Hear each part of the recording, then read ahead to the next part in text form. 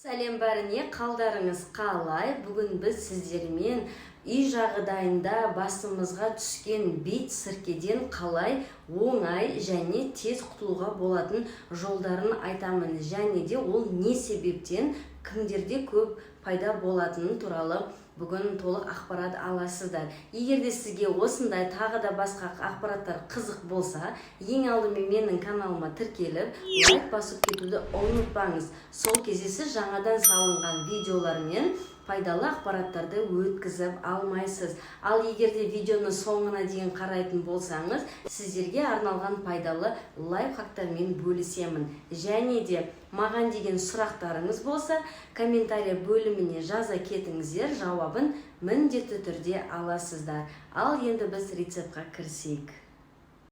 Басымызда пайда болған биттің аналығы күніне 3-7 жұмыртқаға дейін жұмыртқалай алады. Яғни оның жұмыртқасы сірке деп аталады. Басымыздағы бит басымызда жүріп 20 мен 30 күннің арасында өмір сүреді. 30 күннен кейін ол өліп, сірке жаңадан битке айнала бастайды. Ал егер де басыңыздан алып тастасаңыз, ол 1 күннен артық өмір сүре алмайды. Яғни бит ол басымыздағы біздің майлардан қоректенеді. Одан бөлек бит суда 2-3 күндеп өмір сүре алады. Яғни сіздер барлық жаңағы басында биті бар адамдармен бір суға түсетін болсаңыз, сіздің басыңызға жұғып кету мүмкіндігі 80%-ға дейін болып саналады. Негізі барлықтарыңыз білесіздер, биттің жұғу жолы тарақтан, төсектен, бір жастықты жастанудан, жаңағы қалпақты киюден, осындай жақын жаңағы контакт жасаған кезде биттер өте тез арада жұғады. Сол себепті педикулезі бар адамға мейлінше жақындамаған ол өздеріңізге жақсы.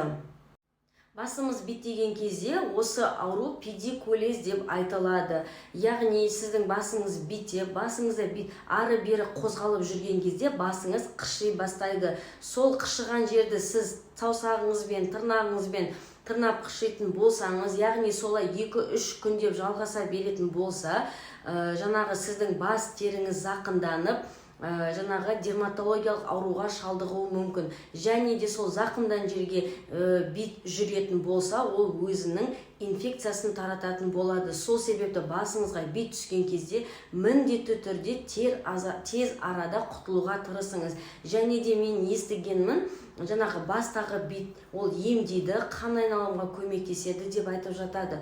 Жоқ, трихолог мамандары, шаш мамандары оны дәлелдеген, биттің басқа берер ешқандай пайдасы жоқ. Сол себепті одан құтылуға асығыңыздар.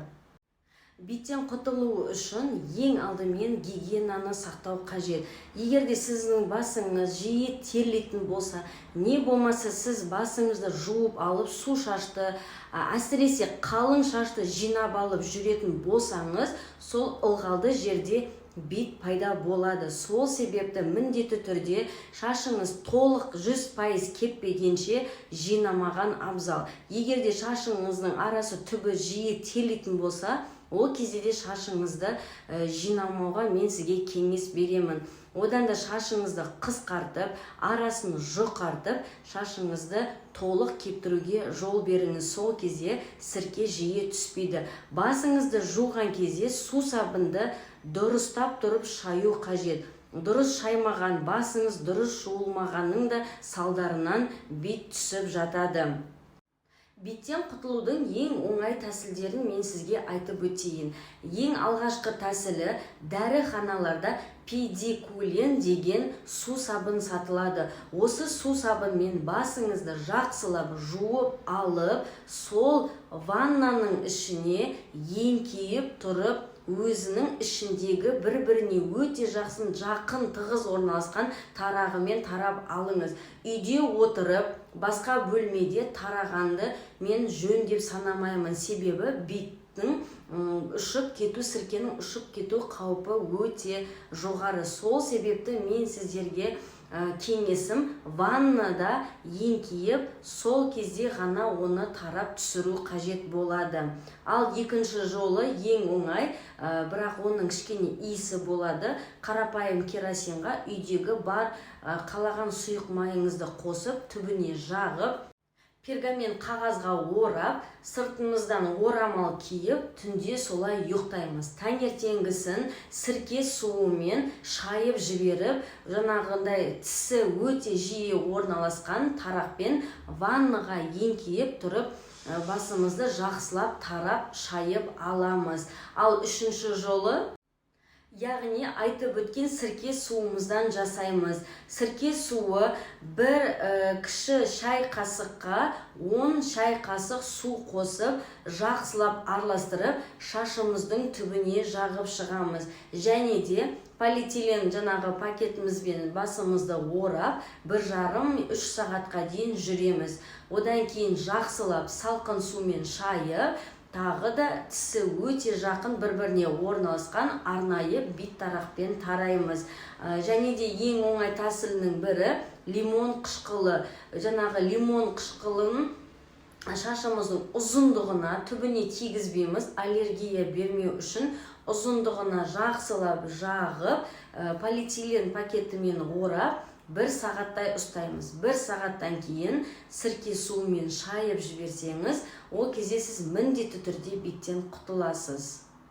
Бит сірке түскеннен кейін сіз оны құтылу процесінде міндетті түрде жаңағы жастанып жүрген жастығыңыз, көрпе төсегіңіздің барлығын жақсылап жуып шайып алып, бас киімдеріңізді жуып шайып алып, сол кезде ғана құтыла аласыз. Егер де сіз олай жасамайтын болсаңыз, ол төсекте көрінбейтін жаңағы сіркесі қалып, ол қайтадан битке айналатын болады. Сол себепті ең алдымен бастың гигиенасын жақсы сақтау қажет. Басымызды дұрыс жуып, басымызды толық кептіріп, одан кейін түскен жағдайда педикулен сусабынмен жуып, одан кейін сірке суымен шайып, және де лимон қышқылымен маска жасаймыз. Сол кезде сіз міндетті түрде құтыласыз. Сізге пайдалы болса, өте қуаныштымын.